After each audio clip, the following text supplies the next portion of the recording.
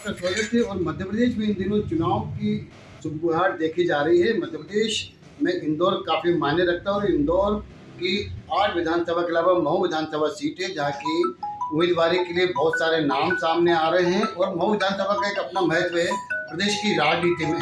और आज हम मऊ दौरे पे आए हैं और मऊ दौरे पे हम आज बात कर रहे हैं मऊ कांग्रेस के यहाँ के वरिष्ठ नेता कैलाश दत्त पांडे जी से। कैलाश जी आपके सामने हैं। कैलाश जी, सबसे पहले तो आपका इस बातचीत में स्वागत है और बातचीत शुरू करते हैं कि पिछले 2-3 चुनावों में कांग्रेस का परफॉर्मेंस यहाँ अच्छा नहीं रहा है। इसके क्या कारण रहे कि कांग्रेस यहाँ कमजोर क्यों पड़ी है? इसमें थोड़ी सी आपसी खींचतान भी रही, तालमेल नहीं हो पाया कांग्रेस के लोगों का, और स्थानीय लोगों ने थोड़ा सा उतना इंटरेस्ट नहीं लिया, इसलिए थोड़ी सी कमज़ोर रही है कांग्रेस। किंतु कांग्रेस की जड़ें महू तहसील के अंदर मैं समझता हूँ बहुत गहरी हैं। जिस समय 1977 में पूरे हिंदुस्तान में कांग्रेस हारी थी इमरजेंसी के बाद, उस समय भी महू की सीट कांग्रेस ने जीती थी। तो कांग्रेस का अच्छा है और आज भी कांग्रेस की स्थितियाँ अच्छी हैं। कांग्रेस विचारधारा के लोग काफ़ी हैं महू के अंदर, और निश्चित रूप से अब की भी कांग्रेस फिर से महू में चुनाव जीतेगी। बिल्कुल, आप जैसे बता रहे हैं कि मऊ में कांग्रेस जीत सकती है और इसका तो हम देख भी रहे हैं पिछले दिनों कांग्रेस फुल फॉर्म में आ गई है। कमलनाथ के नेतृत्व में कहीं ना कहीं बहुत सारी गतिविधि चल रही हैं। पिछले दिनों राहुल गांधी भी यहाँ आके गए भारत जोड़ो यात्रा में। उनकी यात्रा का इस विधानसभा क्षेत्र में क्या असर देखने को मिल सकता है? नहीं, राहुल गांधी जी के आने से फ़र्क तो पड़ा है काफ़ी कुछ यहाँ पे। कार्यकर्ता निश्चित रूप से यहाँ मोटिवेट हुआ है, महू के अंदर प्रोत्साहित हुआ है, उत्साह आया है, कांग्रेस के लोगों में नई एनर्जी आई है।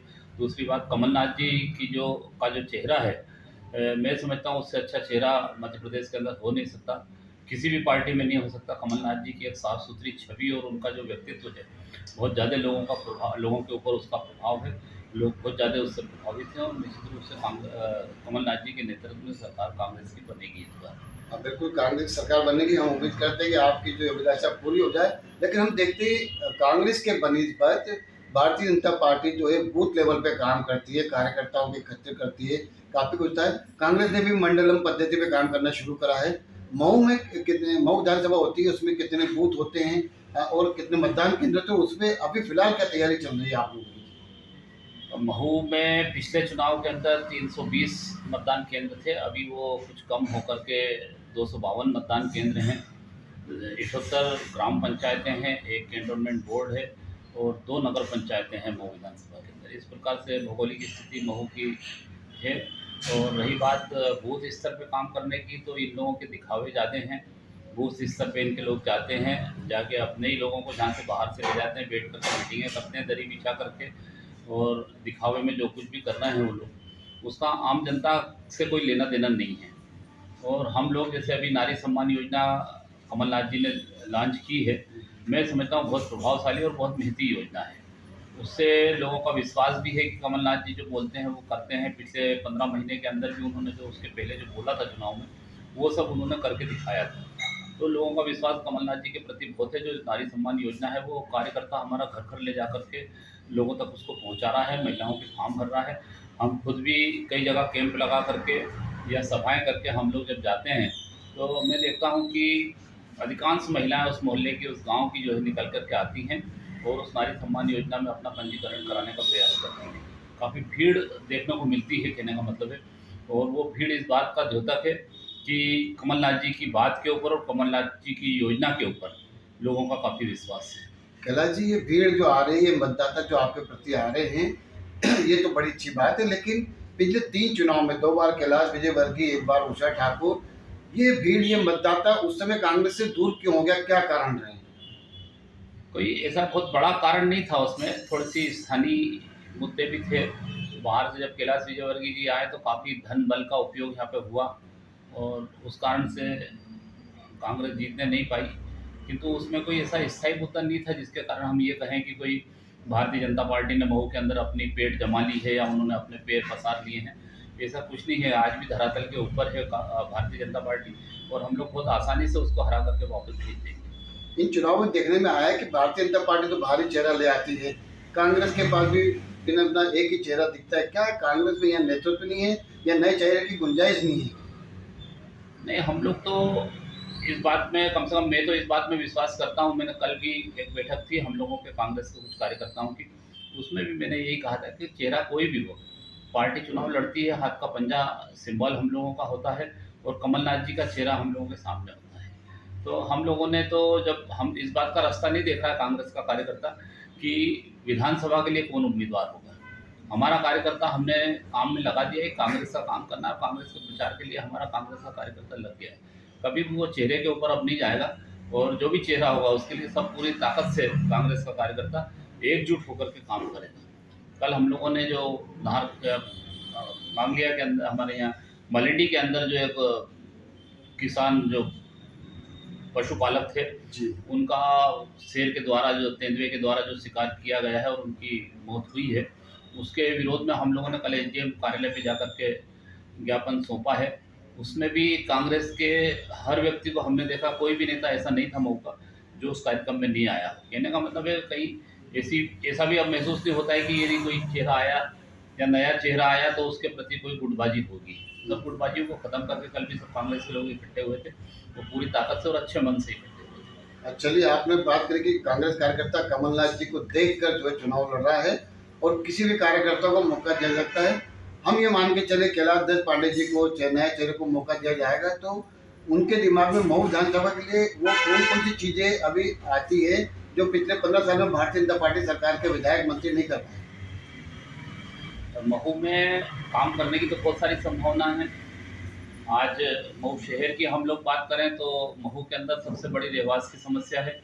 पिछले चुनाव के अंदर जो कैंटोनमेंट बोर्ड के हुए थे उसके बाद करीब 22 से 24 हज़ार मतदाताओं के नाम मतदाता सूची से निकाल दी गई, ये कहकर कि ये अतिक्रमण या अवैध निर्माणों में रह रहे हैं, जो बंगले बगीचे में रह रहे हैं, आउटसाइड सिविल एरिया में रह रहे हैं, उन लोगों की ये समस्या जो है आज बहुत विकराल रूप ले चुकी है।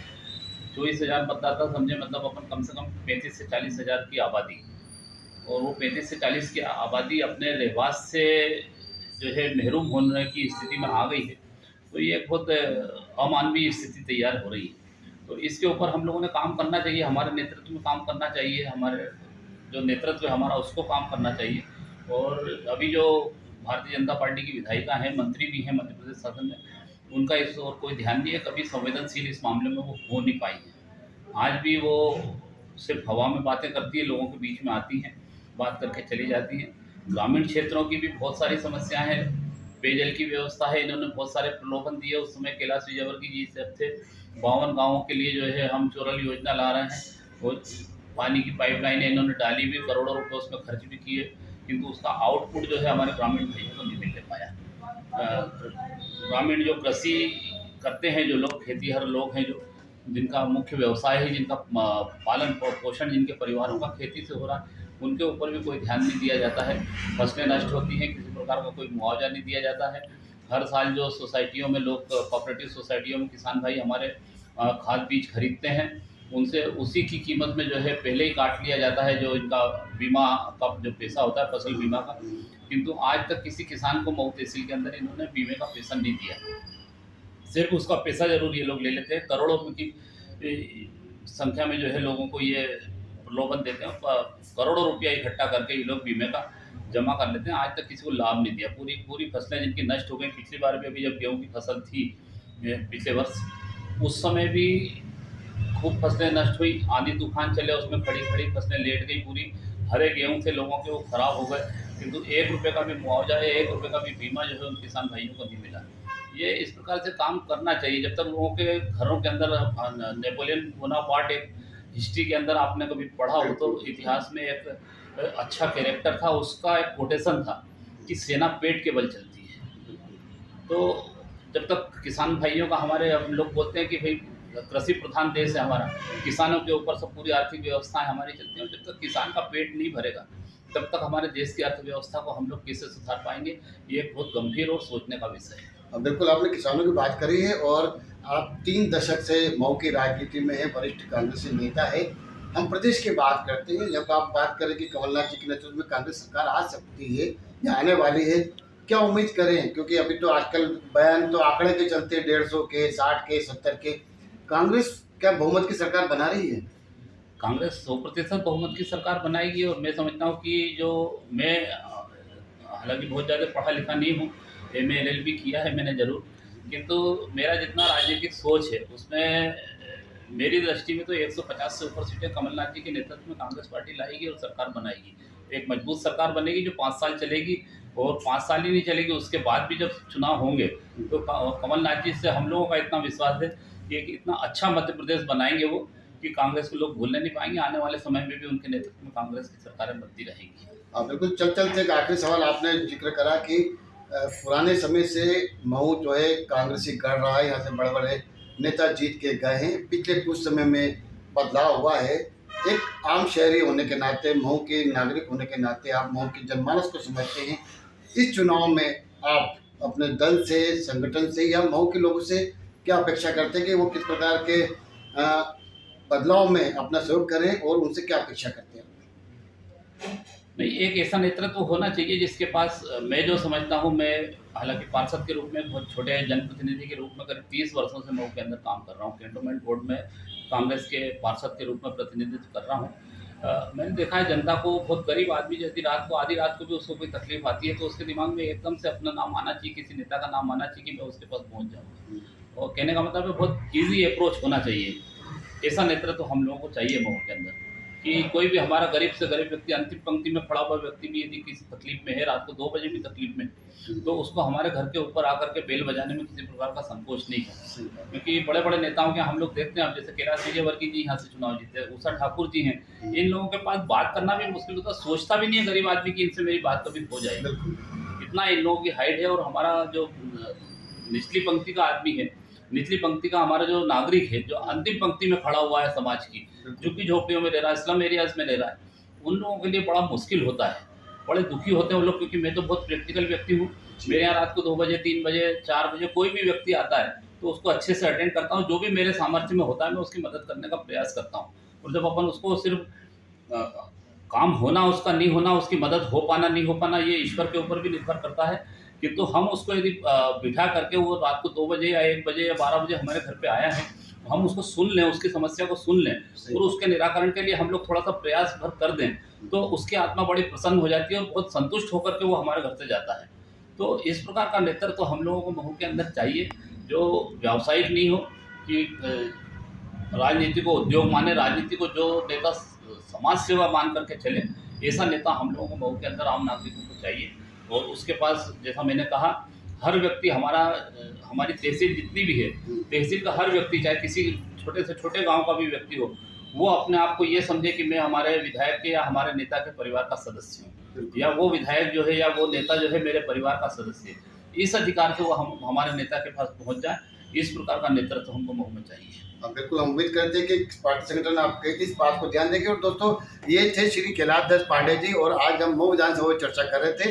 यकीन मऊ विधानसभा में पिछले 3 बार से कांग्रेस के विधायक है, लेकिन भाजपा के विधायक है। इस बार उम्मीद है कि कहीं ना कहीं कांग्रेस बदलाव के दौर में अपना जनप्रतिनिधि चुनेगी, और कहीं ना कहीं पांडे जी की बात के भी सामने आया है कि स्थानीय लोग चाहते हैं कि उनका जनप्रतिनिधि वो हो जो यहाँ की जनता की आवाज़ को सुने, उनके कामों को बढ़ावा दे, और मऊ विधानसभा में जो असमानता है कम से कम उसको दूर कर सके। फिलहाल मऊ विधानसभा से मैं लक्ष्मीकांत पंडित इस बात के साथ आपसे आज्ञा लेता हूँ कि जल्द ही हम फिर किसी नई विधानसभा में मिलेंगे। तब तक के लिए नमस्कार, जय हिंद, जय भारत।